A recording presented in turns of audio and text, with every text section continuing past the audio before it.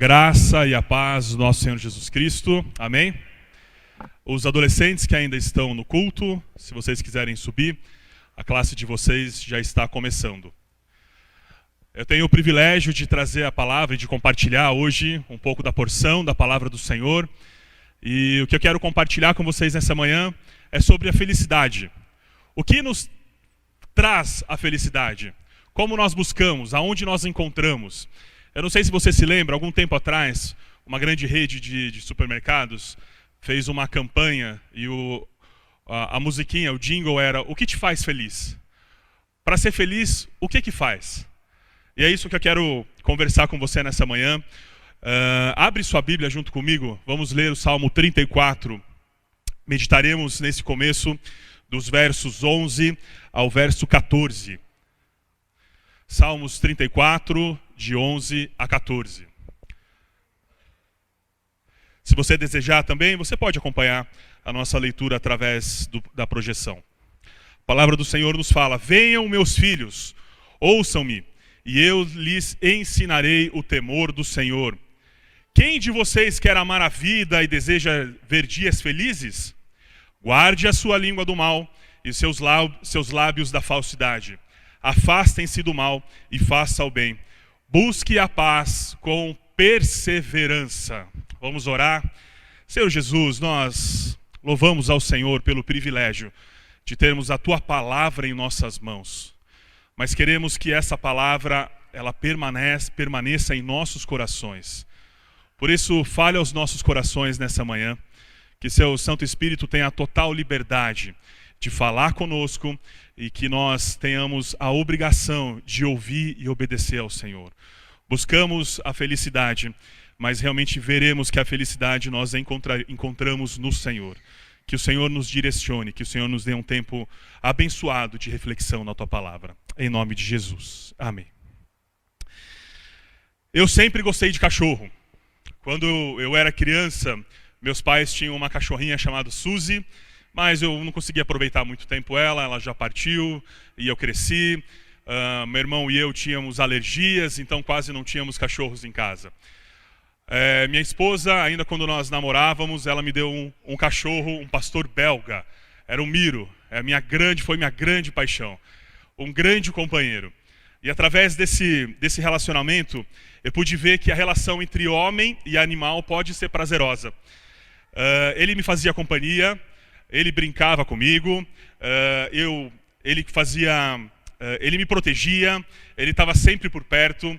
E engraçado que mesmo em momentos enquanto a gente está triste, a gente como homem está triste, o cachorro consegue sentir isso. Eu lembro como se fosse ontem de uma ocasião que estava eu, minha esposa, meus pais, e por uma situação triste que nós estávamos passando, aquele cachorro permaneceu do meu lado e parecia sentir aquilo que eu estava sentindo. É incrível. Mas da mesma maneira que ele retribuía, eu também tinha que retribuir a ele. Eu tinha que alimentar, eu tinha que levá-lo ao veterinário, eu tinha que zelar pela sua saúde, eu tinha que passar tempo com ele, porque não adianta você ter um cachorro e deixar ele lá, né? O cachorro ele precisa desse contato, dessa interação com o humano. Nesses momentos eu via que a nossa relação era boa. Nesses momentos eu sentia que eu fazia ele feliz e ele me fazia feliz. Por isso que a gente pode considerar esse relacionamento bom para ambas as partes. A gente pode considerar também esse relacionamento de duas vias, né? Da maneira que eu supria a necessidade dele e ele supria a minha necessidade. Mas há um outro relacionamento que a gente pode falar que é um relacionamento bilateral que supera qualquer outro relacionamento, que é o relacionamento entre Deus e seus servos. Um relacionamento inigualável. Uma diferença básica nesse relacionamento entre Deus e seus servos é que Deus, ele não precisa da gente, mas ele faz questão de ter relacionamento comigo e com você, ou seja, com seus servos. Ele se relaciona conosco não porque precisa da gente, mas porque um dia ele decidiu fazer. Apesar disso, continua sendo um relacionamento bilateral, ou seja, as duas partes têm deveres, as duas partes têm responsabilidade. Por isso que no Salmo 34, um salmo escrito por Davi, a gente consegue ver e a gente consegue entender alguns fundamentos, algumas responsabilidades de cada parte dessa relação. Então, eu quero encontrar com você, quero conversar com você nessa manhã sobre 4 fundamentos, 4 responsabilidades. Primeiro, do lado de Deus e depois com o lado dos servos. Olha só a responsabilidade de Deus: atender às orações, proteger os servos, opor-se aos injustos, manter a comunhão. Olha a responsabilidade sua, olha a sua responsabilidade como servo. Veja que prazer você tem de ser responsável por isso. Primeiro, louvar a Deus. Segundo, desfrutar da bondade divina. Exortação aos irmãos, santificação de vida. Se nós cumprirmos os nossos papéis de servos do Senhor, nós teremos dias felizes. Nós seremos felizes. Quem quer ser feliz? Levante sua mão. Eu, salvo o engano, eu não vi nenhuma mão abaixada. Todos nós buscamos a felicidade. Mas afinal de contas, o que é a felicidade? Como nós encontramos essa felicidade? Felicidade é a mesma coisa que alegria? Alegria é a mesma coisa que felicidade? Não, não é. Não são a mesma coisa. Não são sinônimos. Alegria é uma satisfação extrema. É um ato. É um sentimento é um contentamento, é um prazer excessivo. É aquilo que causa prazer, porém é temporário. Alegria é circunstancial. Pode ser uma festa, uma comemoração, uma promoção no seu trabalho, pode ser um aumento de salário, ou o seu time ganhou. Isso é alegria, isso nos dá alegria. Mas é algo momentâneo, é algo que não altera a constituição daquela pessoa. É algo que nós experimentamos, mas que chega, que nós usamos ou aproveitamos e logo se vai. Essa é a alegria, chega e vai embora, é passageiro. Mas a felicidade é o contrário. Felicidade é uma sensação real plena, é uma constituição, está na estrutura da vida. É algo que diz respeito à minha vida e permanece comigo. São os nossos sonhos, projetos, expectativas. Isso é felicidade. Estamos em plena Copa América. Brasil, se avançar a próxima etapa contra a Argentina, chegaremos na final contra o Chile ou contra o Peru.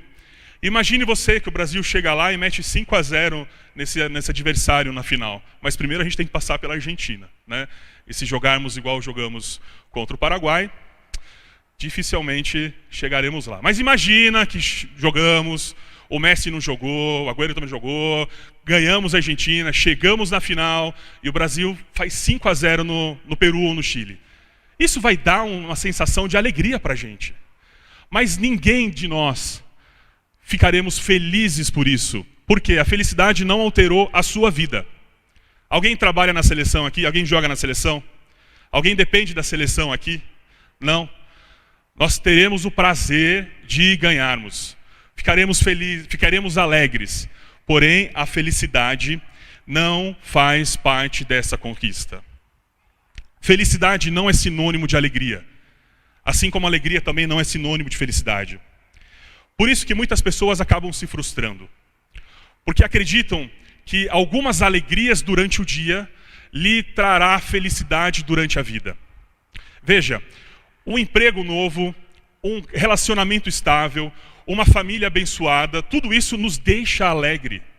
É bom ter um carro novo, é bom morar numa casa boa, você ter uma estabilidade, ter um conforto de chegar no seu lar, tá tudo quentinho, tudo bom, tudo preparado, tudo limpo. Mas muitas vezes isso não é a felicidade. Alegria não é sinônimo de felicidade. Coloque isso na sua mente. Alegria não é sinônimo de felicidade. Por isso que eu quero pensar com você nesse começo da reflexão sobre a dinâmica da felicidade. O que é então a felicidade? Como que nós alcançamos a felicidade? O primeiro passo, o primeiro ponto que eu quero conversar com você é que a felicidade ela tem a ver com as nossas expectativas. A felicidade tem a ver com as nossas expectativas. E cada pessoa tem uma expectativa. Só que quanto maior for a nossa expectativa, maior chance de nós nos frustrarmos. Quanto maior for a nossa expectativa, mais difícil será de sermos felizes. Vamos imaginar uma situação, um projeto de vida seu. Seu projeto de vida é ser cantor. E você coloca toda a sua expectativa nisso. Eu vou ser cantor. Eu vou ser cantor. E num grau de 0 a 100, você coloca 100. Ou seja, se você não for cantor, já era, né? E você começa, faz um show aqui, faz um show lá, canta na festa do figo, recebe um troquinho aqui, um troquinho lá. Mas você não tem uma técnica apurada. Você não tem um empresário do ramo.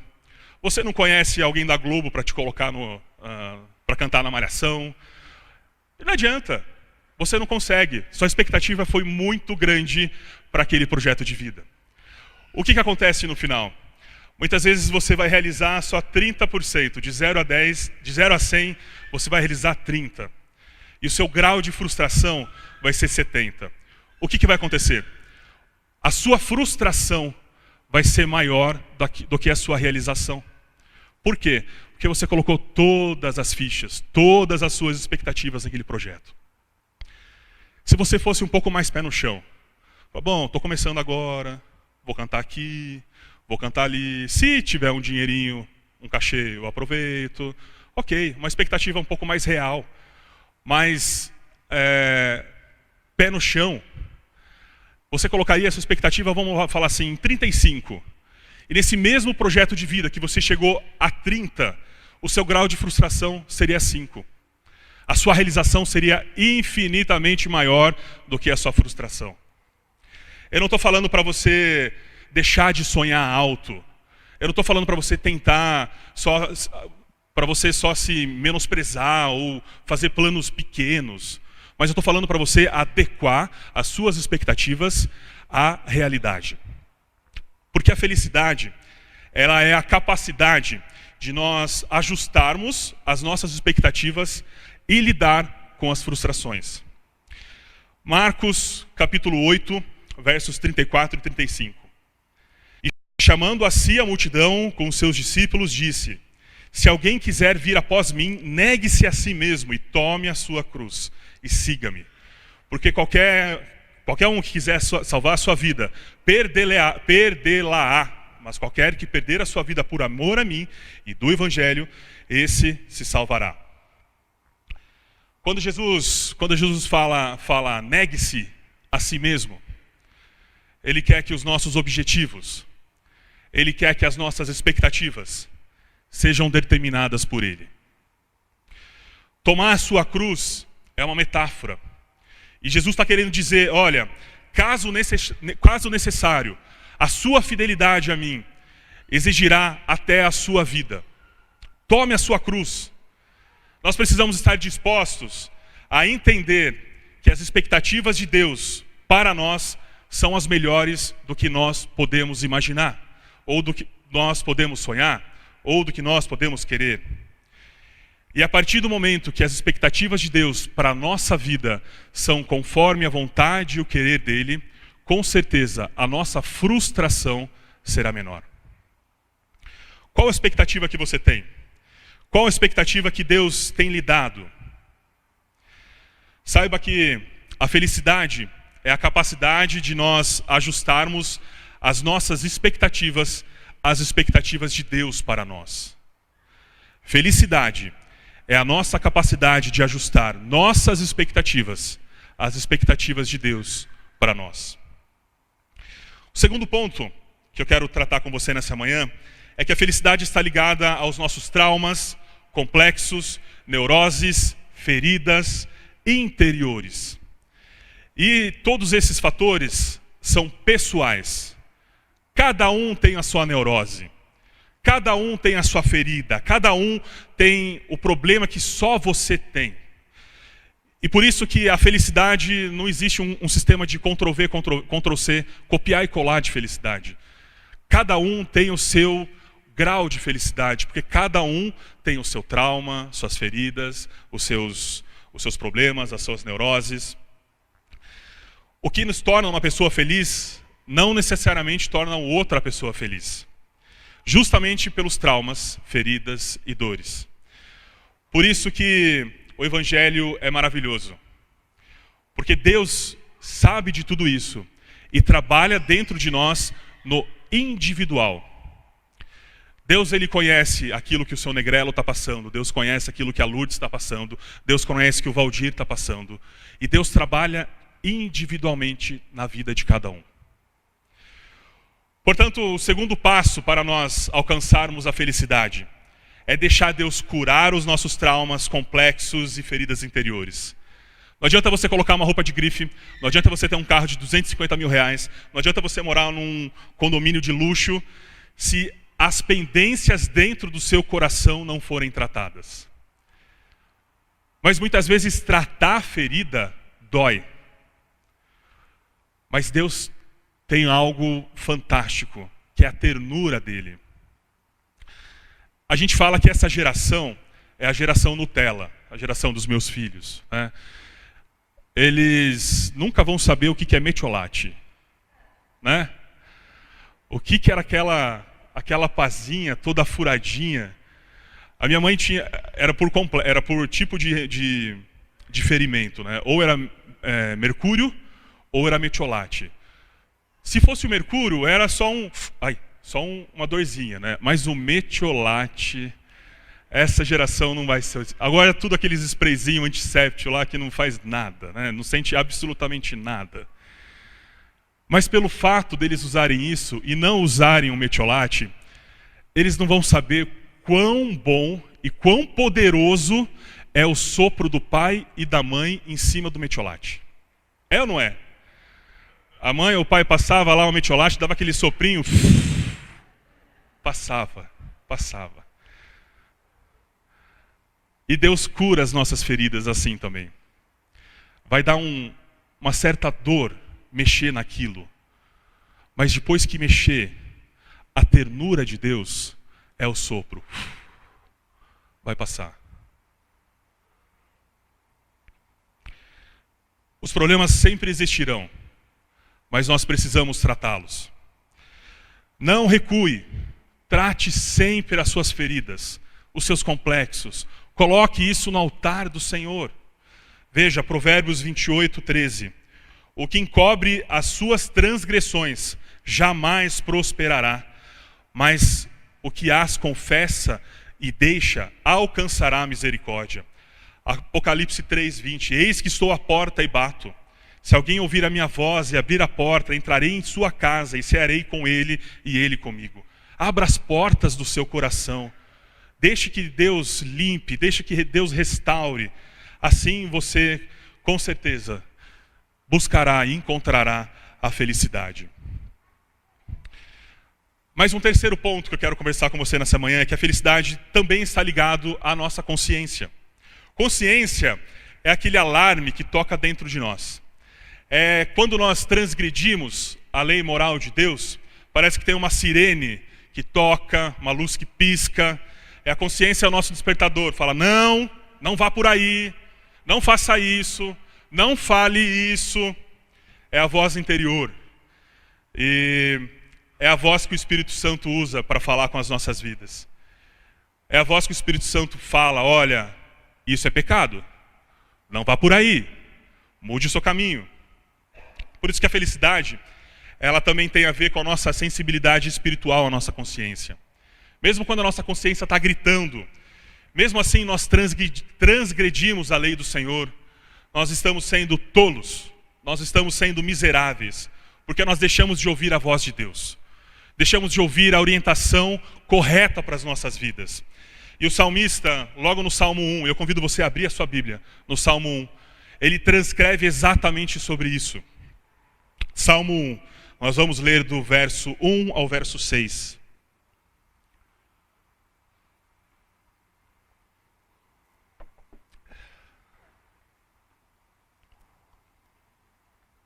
Como é feliz aquele que não segue o conselho dos ímpios, não imita a conduta dos pecadores, nem se assenta na roda dos zombadores. Ao contrário, sua satisfação está na lei do Senhor, e nessa lei medita dia e noite. É como árvore plantada à beira das águas correntes, dá fruto no tempo certo, e suas folhas não murcham. Tudo o que ele faz prospera. Não é o caso dos ímpios.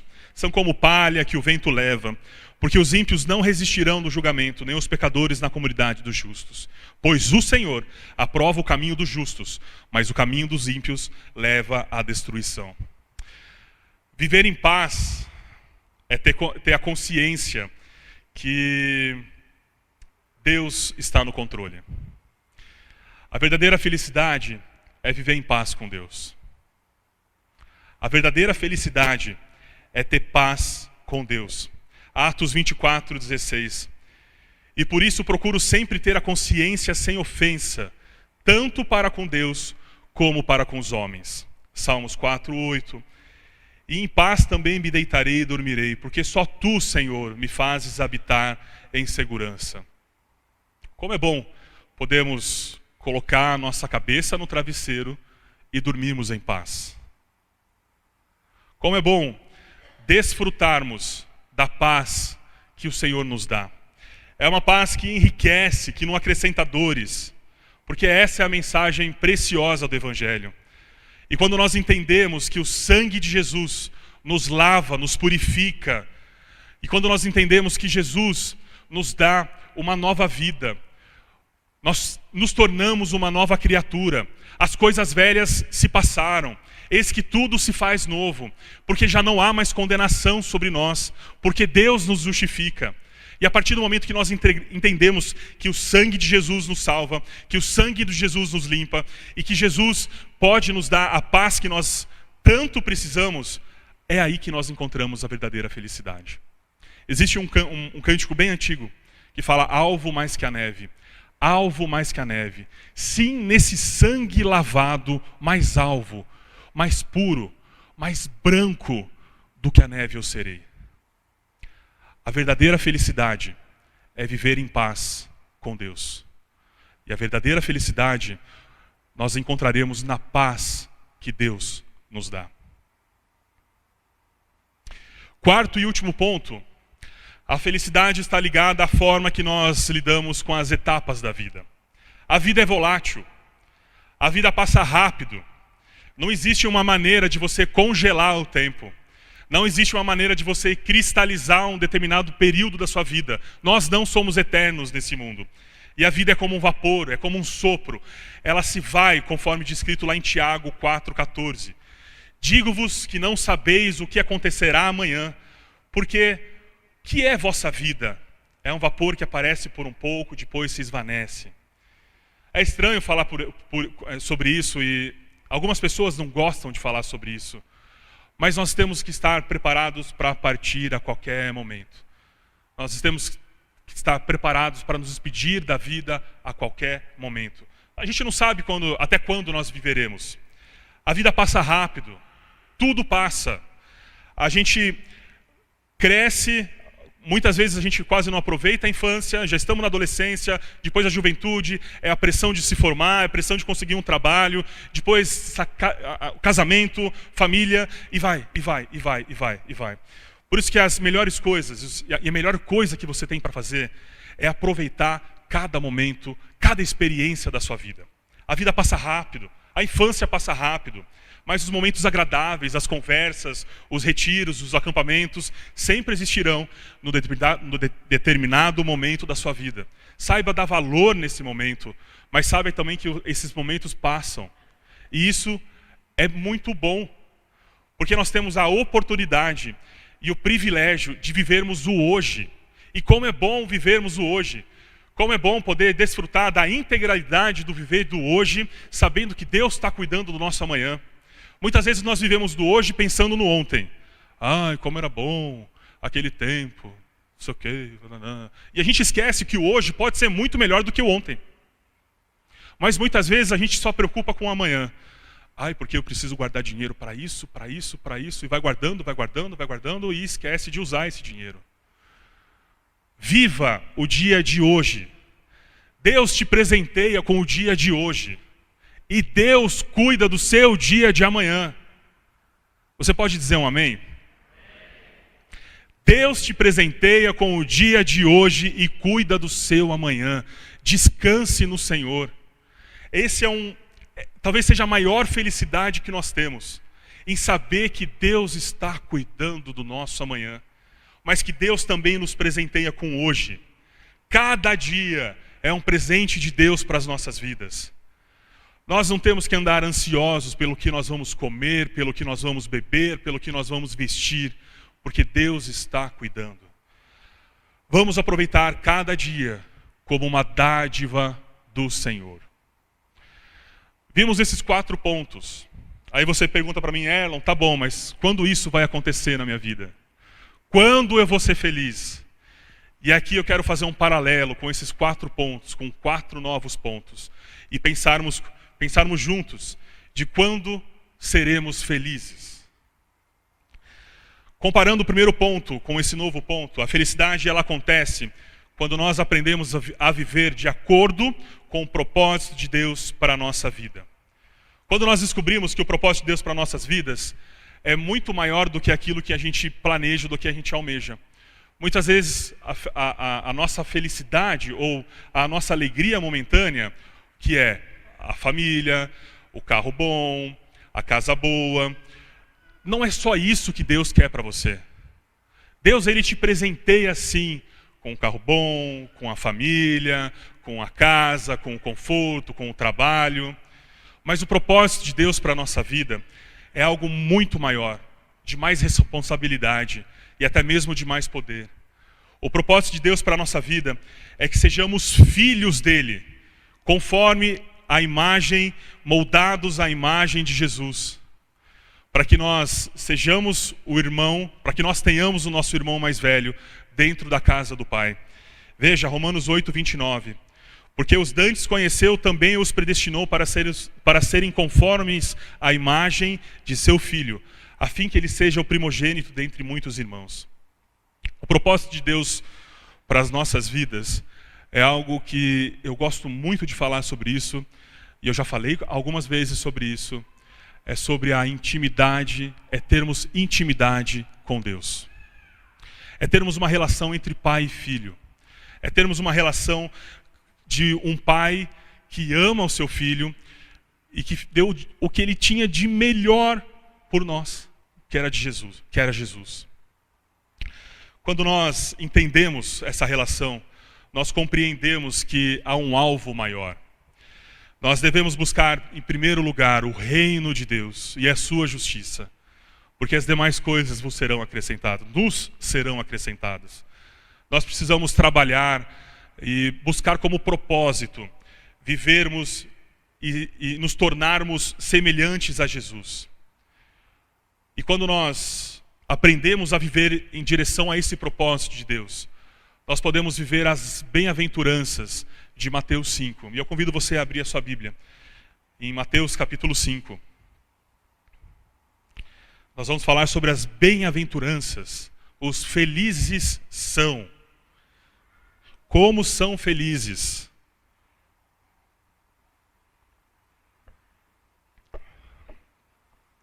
Mateus 5, verso 3 ao verso 11. Bem-aventurados os pobres em espírito, pois deles é o reino dos céus.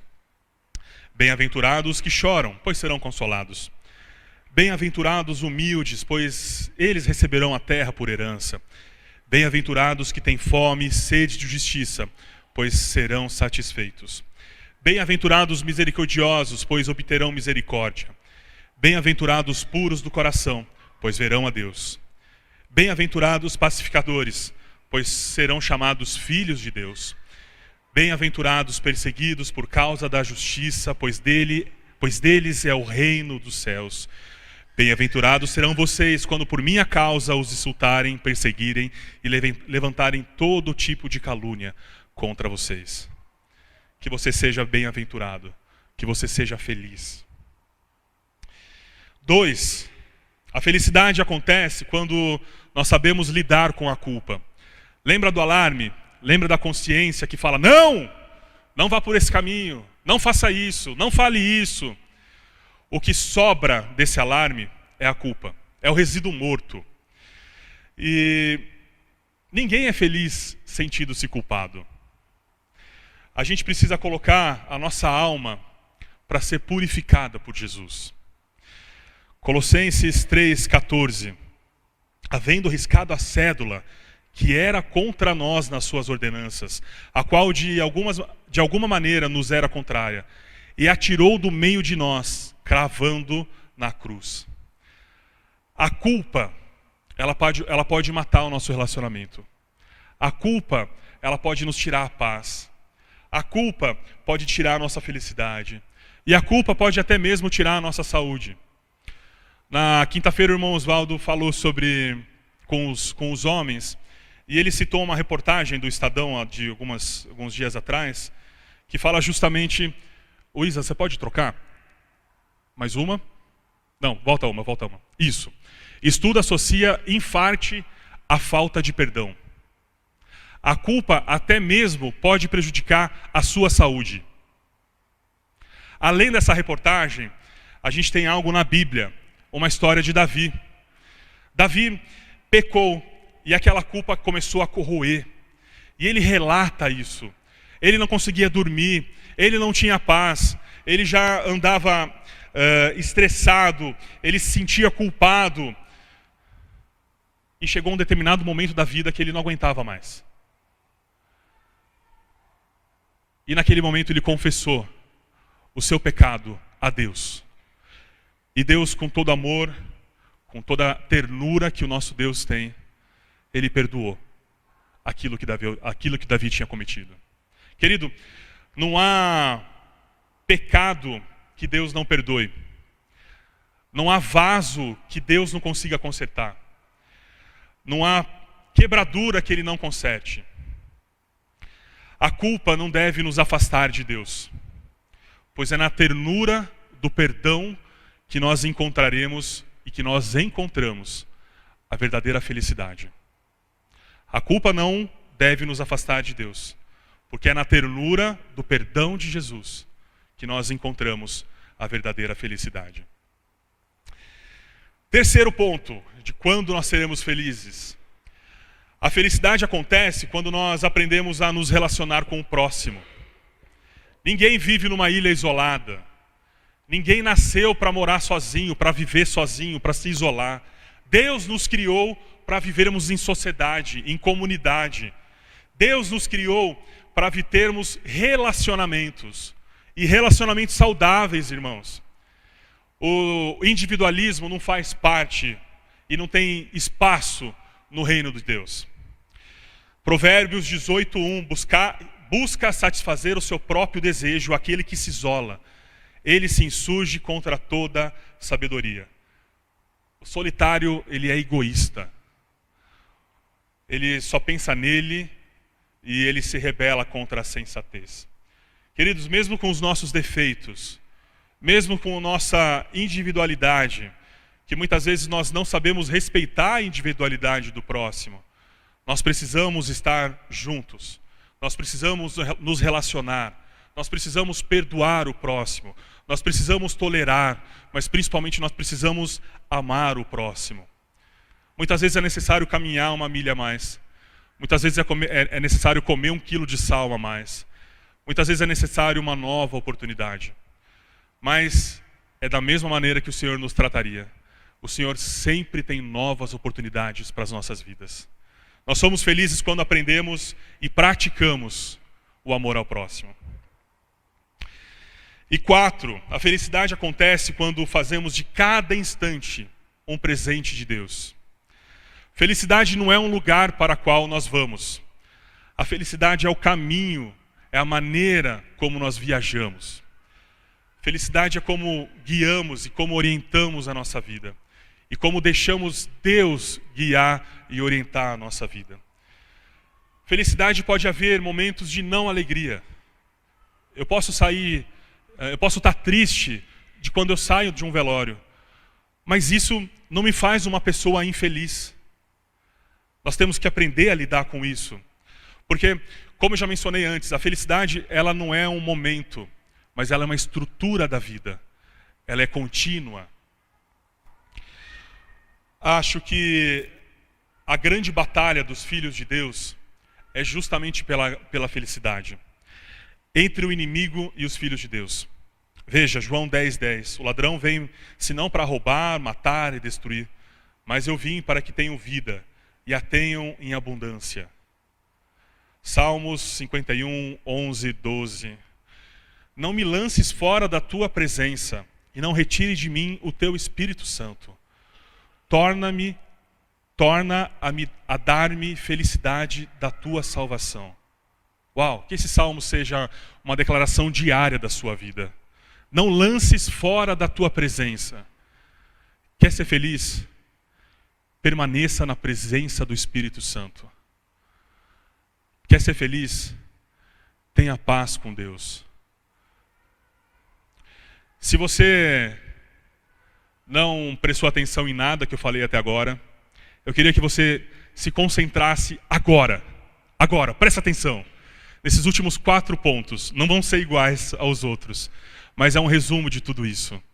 E aqui é o segredo da felicidade. Nós devemos ser felizes porque o Senhor é por nós. Nós devemos ser felizes porque toda a culpa foi cravada na cruz do Calvário. Nós devemos ser felizes porque toda a cédula que era contra nós também foi cravada na cruz do Calvário. Nós devemos ser felizes porque o meu nome está escrito no livro da vida do Cordeiro. A verdadeira felicidade tem um nome, Jesus. Essa é a razão da nossa felicidade. Eu não estou querendo que você não tenha alegrias, mas a verdadeira felicidade você só vai encontrar em Jesus. O meu desejo é que você tenha muitas alegrias. O meu desejo é que você tenha um casamento abençoado pelo Senhor, que você tenha um carro bom, que você desfrute de todos os benefícios que Deus te presenteia. Mas o meu desejo maior é que você seja feliz com tudo isso aqui. E que principalmente você tenha um nome escrito no livro da vida.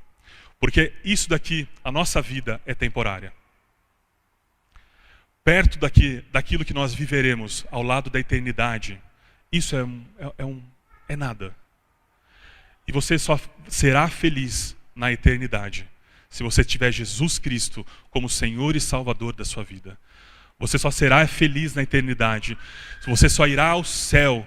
Todo mundo fala, não, meu desejo é estar no céu. Sim, quer ir para o céu? Tenha Jesus. Aceite Jesus como Senhor e Salvador da sua vida. E que você tenha alegrias, mas que você tenha a verdadeira felicidade. Eu quero orar com você nessa manhã.